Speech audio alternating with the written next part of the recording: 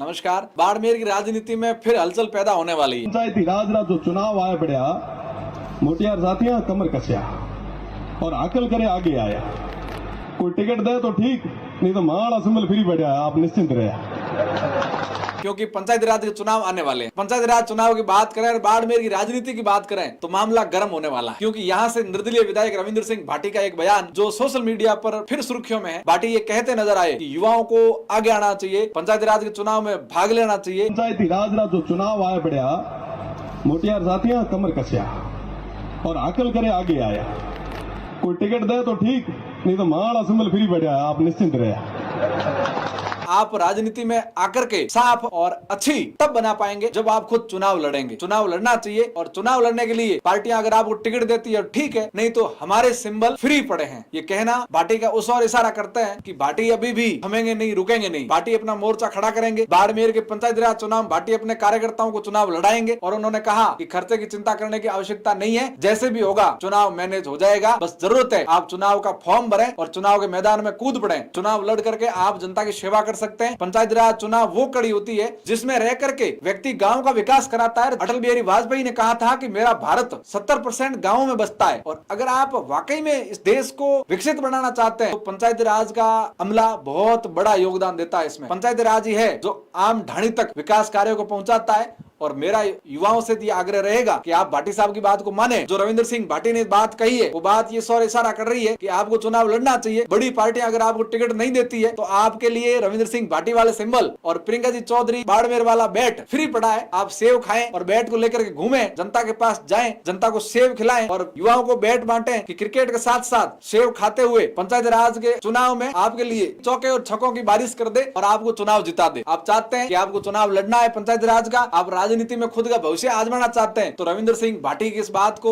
आज ही गांठ बांध कर चलिए और जनता के पास पहुंचिए। जनता लोकतंत्र में माई बाप होती है। आपको जनता के पास जाना पड़ेगा, लोगों की रूह को नापना पड़ेगा, रूह को महसूस करना पड़ेगा, देखना पड़ेगा कि लोग क्या चाहते हैं, लोगों की क्या समस्याएं, गाँव के अंदर लोग किस तरह जी रहे हैं, किस तरह गाँव के अंदर पंचायती राज में भ्रष्टाचार हो रहा है, किस तरह आम गरीब व्यक्ति को सरकारी अमला डरा और धमका रहा है, किस तरह आम व्यक्ति का सरकार में भागीदारी धीरे धीरे कम हो रही है। ये इसलिए हो रही है क्योंकि गाँव के पंचायत राज के प्रतिनिधि या तो सरकारों में सेटल हो जाते हैं या नेताओं से डर करके घर बैठ जाते हैं। और आप चाहते हैं, आप भी राजनीति का शौक रखते हैं, आप भी राजनीति में खुद का भाग्य आजमाना चाहते हैं तो ये मौका अच्छा है। परिसमन हुआ है, राजस्थान में बहुत सारी नई पंचायतें बनी है। जहां पहले सरपंच थे अब 1.5 गुना सरपंच बढ़ने वाले हैं। आपके आसपास नई पंचायतों में मेरा युवाओं से विशेष आग्रह कि आप राजनीति में जाएं, आप चुनाव लड़ें। हो सकता है आप इस बार चुनाव हार जाएं, लेकिन अगली बार आप जीतेंगे। आप राजनीति में जाएंगे तो लोगों को समझ में आएगा युवा भी गाँव में विकास करवा सकता है, युवा भी गाँव का अच्छा मॉडल बना करके पेश करता है। गाँव के लोगों की जिंदगी, पढ़े लिखे युवा जब राजनीति में आएंगे तभी बदलेगी, अन्यथा आपको कोई हक नहीं है ये कहने का कि नेता भ्रष्टाचारी है या नेता सिर्फ और सिर्फ मजे करते हैं, लोगों का काम नहीं करते। ये आप तब कहें जब आप खुद राजनीति में उतरे, राजनीति को देखें, समझें, लोगों का काम करें,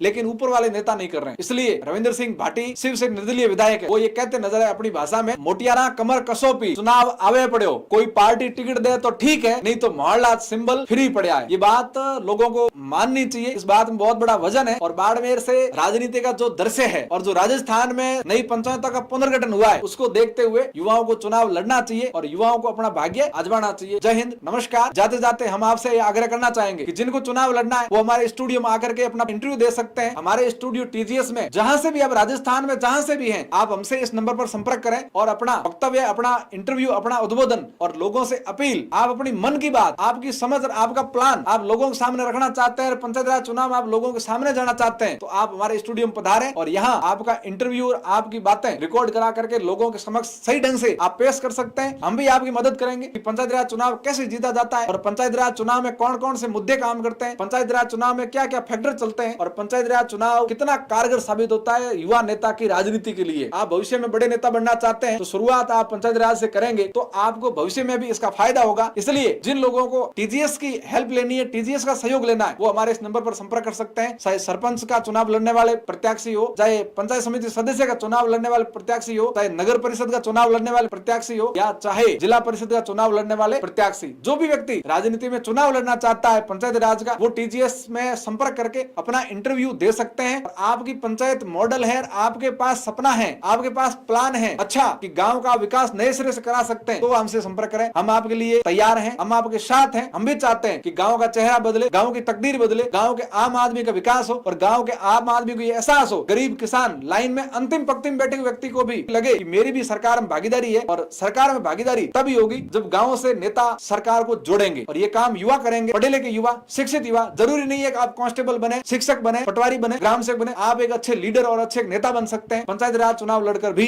आप गांव की तकदीर बदल सकते हैं। जय हिंद, नमस्कार। चुनाव आवे पड़ो, मोटियारा कमर कस लिया। अगर पार्टियां सिंबल दे तो ठीक है, नहीं तो हमारा सिंबल फ्री पड़ा है। जय हिंद, नमस्कार।